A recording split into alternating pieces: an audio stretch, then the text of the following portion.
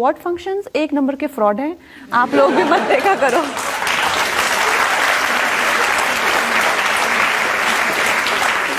क्यों फ्रॉड कहा आपने?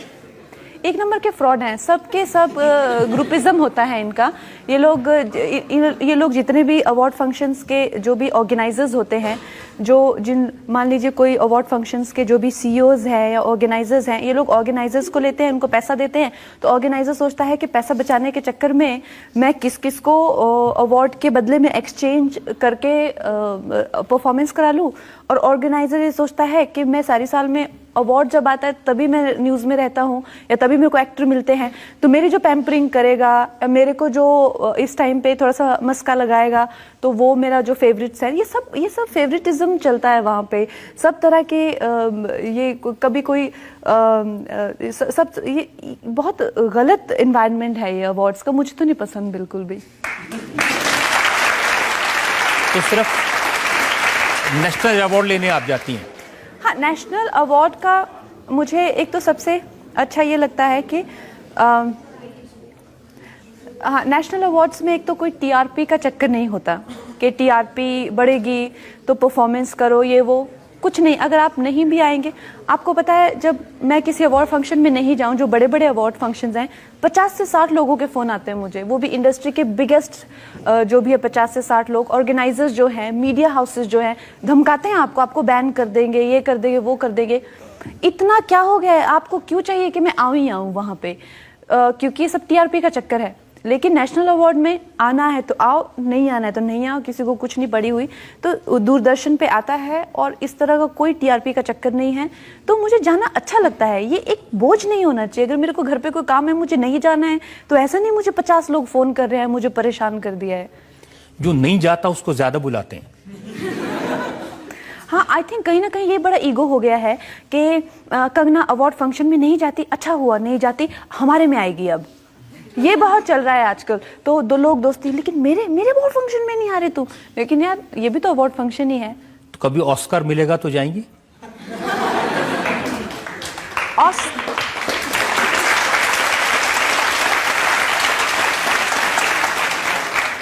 मुझे ऑस्कर का बिल्कुल कोई क्रेज नहीं है, और अगर मुझे कभी ऑस्कर मिलेगा भी तो भी मैं नहीं जाऊंगी। मुझे अपने देश में, अपने देशवासियों के लिए राष्ट्रपति से जो पुरस्कार मिलता है, मेरे लिए वही सबसे बड़ा है।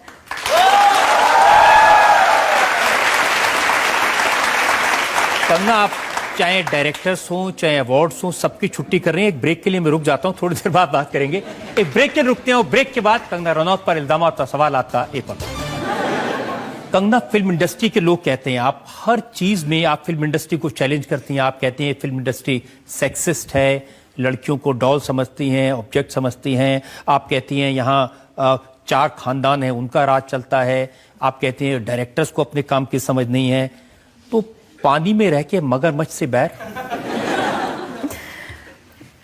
रजत सर, मैंने जो है बहुत ज़्यादा संघर्ष देखा है, और मैंने ये भी चीज़ देखी है कि किसी की मेहनत से और किसी की किस्मत पे किसी का जोर नहीं है।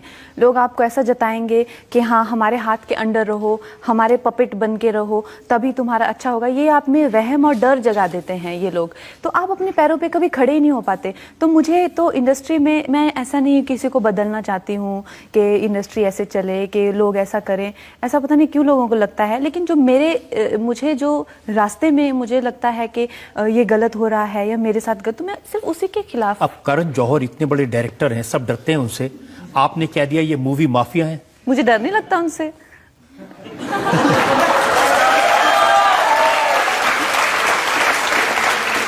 उन्होंने कहा क्योंकि मैं कंगना को काम नहीं दे रहा था, इसलिए कंगना ने मुझे मूवी माफिया कह दिया। करण जौहर की मैंने एक फिल्म की हुई है, उंगली में। उन्होंने मेरे को कोई 10 मिनट, वो मेरी लाइफ की सबसे बड़ी फ्लॉप फिल्म है। मुझे चाहिए ही नहीं उनसे काम, बिल्कुल नहीं चाहिए। लेकिन आपने उनसे ये भी कहा कि वो नेपोटिज्म के, जो खानदानवाद चलता है, उसके फ्लैग बेरर हैं। तो मेरे सामने बैठे हुए थे, बातचीत कर रहे थे।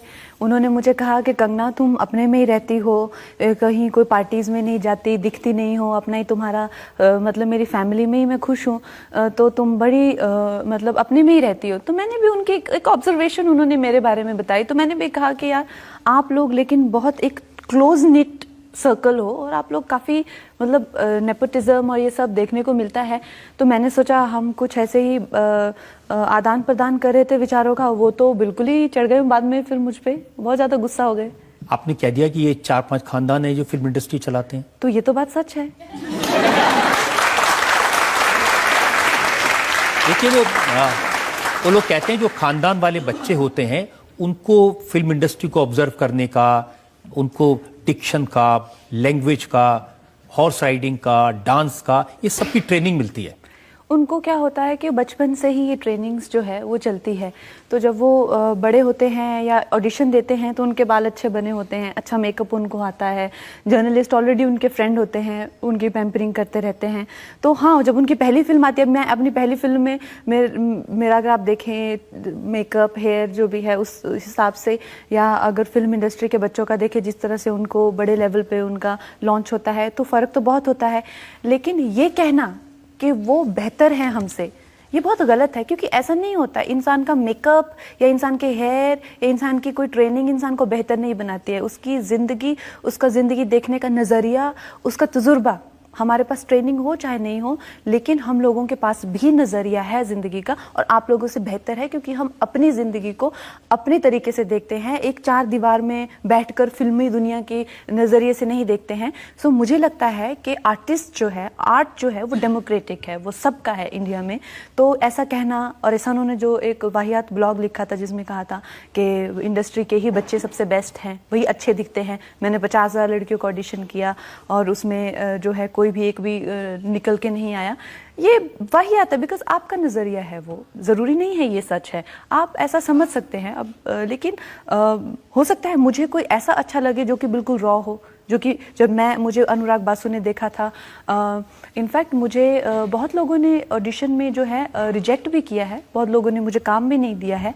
लेकिन जब मुझे शेखर कपूर जी ने देखा गैंगस्टर से पहले, तो उन्होंने मुझे कहा तुम्हें फिल्मों में काम करना चाहिए। अनुराग बासु ने मुझे देखा तो कहते कि अरे वाह, तुम्हारे बाल बड़े अच्छे हैं। तो जबकि मैंने ऐसे, मैं लोगों का नाम नहीं लेना चाहती, लेकिन कहीं वो तो बाल स्ट्रेट करा लो, तुमको डिम्पल नहीं पड़ते हैं, तुम्हारी आंखें भी काली हैं। तो अपना अपना नजरिया होता है। अभी वही चीज जो है अनुराग बासु को अच्छी लगी, वही किसी को अच्छी नहीं लगी। आदित्य चोपड़ा ने आपको कहा कि आप तो 10 साल में भी कहीं नहीं पहुंच सकती। हाँ, उन्होंने रिक्कू जी को कहा था। वो मुझे गैंगस्टर के बाद वो मुझे आदित्य चोपड़ा जी से मिलाने लेके गए थे। तो फिर आदित्य जी ने मुझे अपने ऑफिस बुलाया, उन्होंने मुझे सुल्तान ऑफर की। कहते कि कंगना, बट मुझे सबसे पहले ये बात एडमिट करनी है कि मैं जब तुमको पहली बार मिला तो मैंने तुम्हारे मैनेजर को कहा कि इस लड़की का कुछ नहीं होने वाला, इस पे अपना टाइम वेस्ट मत करो। तो अपना अपना नज़रिया है, लेकिन ये कहना करण जौहर जी का कि इनका कुछ हो ही नहीं सकता, ये गलत है। करण जौहर जी तो आपकी अंग्रेजी का भी मजाक उड़ाया था। मेरे अंग्रेजी का तो सारे मजाक उड़ाते हैं, बस मुझे फर्क नहीं पड़ता। और खानदान की नहीं है, खानदान कैसे होते हैं, वरुण धवन, सैफ अली खान, इन्होंने भी पब्लिकली मजाक उड़ाया था। तो वरुण, सैफ तो मेरे दोस्त हैं और उनको मैंने ओपन लेटर भी लिखा था। लेकिन ये आई थिंक ये जो विवाद है ये आइडियोलॉजीज़ का है, विचारों का है, लोगों का नहीं है। सैफ तो इतने अच्छे मित्र हैं, उनके घर अक्सर आना जाना रहता है, और अभी अगली बार मिलेंगे तो शायद एक दूसरे को छेड़ेंगे भी इस बात को लेके। लेकिन ऐसे कोई हम लोगों में किसी तरह का बिटरनेस नहीं है। लेकिन करण जौहर के लिए बारे में तो आप वो तनु वेट्स बनू का डायलॉग मार सकती ना, अभी तो और जलील करना है तुमको।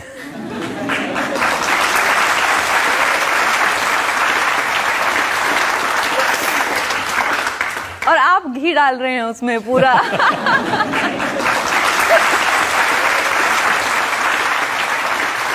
हिम्मत, इतने गट्स, इतना कॉन्फिडेंस आप में कैसे आया? कॉन्फिडेंस और हिम्मत सब में होती है। हम लोग डरते किस चीज़ से हैं? क्यों हम कुछ खो देंगे? क्या खो देंगे हम? वो होती है हमारी फैमिली, उनका प्यार, उनकी इज्जत, उनके भावनाएं। इससे हमेशा हर लड़की डरती है। और अदरवाइज डर किस चीज़ का? किससे डरना? वो इंसान ही तो हैं, जो आप इंसान आप ही की तरह तो हैं बिल्कुल। तो जब ये चीज़ों से इंसान आगे आ जाता है, उभर के आ जाता है। तो मुझे बहुत रिस्पेक्ट है हर उस इंसान के लिए जो कि उसको हमेशा समाज में इंसान को बड़ा संभल संभल के चलना पड़ता है, ऐसा जैसे रस्सी की तरह समाज होता है। और खासकर लड़कियां, ऐसा नहीं है कि आप जो चाहे नहीं बोल सकती, कर सकती, खड़ी हो सकती किसी चीज़ के अगेंस्ट, लेकिन आपके दिमाग में हज़ार चीज़ें आएंगी, वो हर हज़ार चीज़ें वो होंगी जिनके प्रति आप भावुक हैं, आप प्रेम करती हैं उनसे यार, तो इंसान कॉन्फ्लिक्टेड रहता है। मेरी हिम्मत इसलिए आती है क्योंकि मैं कहीं ना कहीं वो हिम्मत रखती हूँ कि हाँ, आप लोग, आपको, मेरे पेरेंट्स मुझे गलत समझेंगे तो अभी के लिए समझ लें, आप, मेरा समाज मुझे गलत समझेगा तो अभी के लिए समझ ले, हाँ मैं गलत हूँ। तो मुझे वो हिम्मत है, जबकि वो अच्छी नहीं है वो स्टेट जब आपको लगता है कि सब आपको ऐसा समझते हैं, आपने सबको लेट डाउन कर दिया, सब दुखी हैं, सब परेशान हैं, आपके आसपास कुछ भी नहीं, आप अकेले रह गए, इतना सब आप अपनों के ही अगेंस्ट खड़े हो गए। तो ऐसी आपकी खुद की भावनाओं की ठेस होती है। लेकिन वो है, मुझे लगता है कि मुझे सच के ही साथ में रहना है, तो ऐसे मैं अभी तक तो मैनेज कर रही हूँ। आप पर तो वो लाइन बिल्कुल फिट होती है ना, जो करना था करगी, कित जाके मरगी।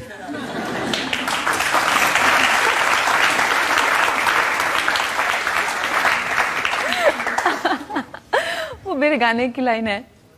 आई होप अभी मैं थोड़ा, मेरी ज़िंदगी बहुत ज़्यादा उतार चढ़ाव रहते हैं मेरी ज़िंदगी में। आई होप कुछ मुझे एक बम्पी राइड ना मिले, थोड़ा सा आराम भी मिले ज़िंदगी में। आराम है ही नहीं मेरी लाइफ में बिल्कुल। लेकिन अगर हिम्मत दिखानी है तो आराम कैसे मिलेगा? बस वही अगर है। सबसे टकराना है, बगावत करनी है तो आराम कैसे मिलेगा?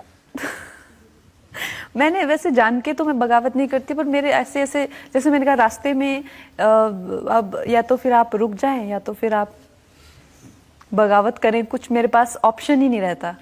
जब हम यूनिवर्सिटी में थे तो हम एक डायलॉग, एक नारा लगाया करते थे, सच कहना अगर बगावत है तो समझो हम भी बागी हैं। मुझे लगता है आप पर ये बिल्कुल फिट होती है बात। आप पे भी फिट होती है रजत सर।